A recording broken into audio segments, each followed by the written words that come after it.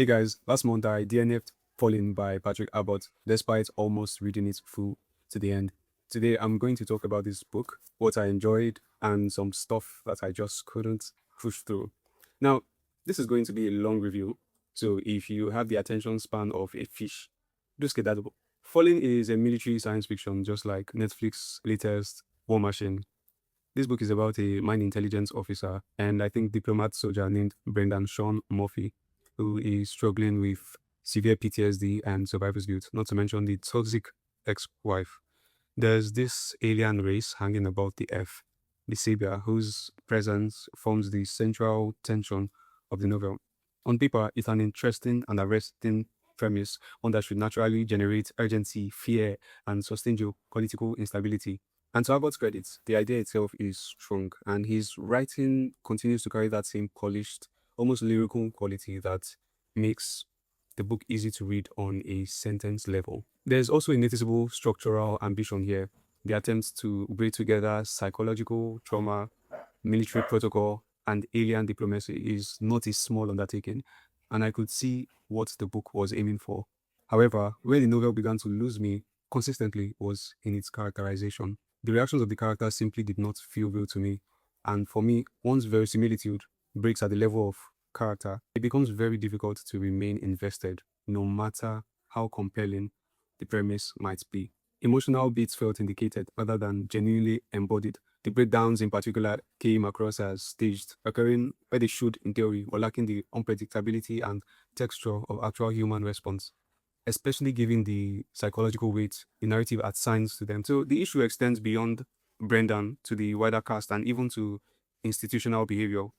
The government's response to the savior is where the lack of realism became most difficult to overlook. There's a kind of dormancy and almost unsettling calm in the face of what should be an existential anomaly.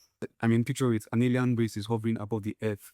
Rationally speaking, there should be political tensions, socially and psychologically. Instead, the world feels oddly adjusted to it, as though this level of disruption has been absorbed without friction. That normalization isn't sufficiently justified within the narrative, and as a result, it weakens the stakes. Do you follow? I had a similar reservation about the portrayal of the Sabian themselves, as the aliens. I understood the intention behind the alpha female dynamic, and I genuinely respected the efforts to establish a gender role inversion. It's a concept that can work very well. I immediately thought of Herland by Charlotte Gilman, which I thoroughly enjoyed, by the way, for precisely how convincingly it built and sustained that inversion.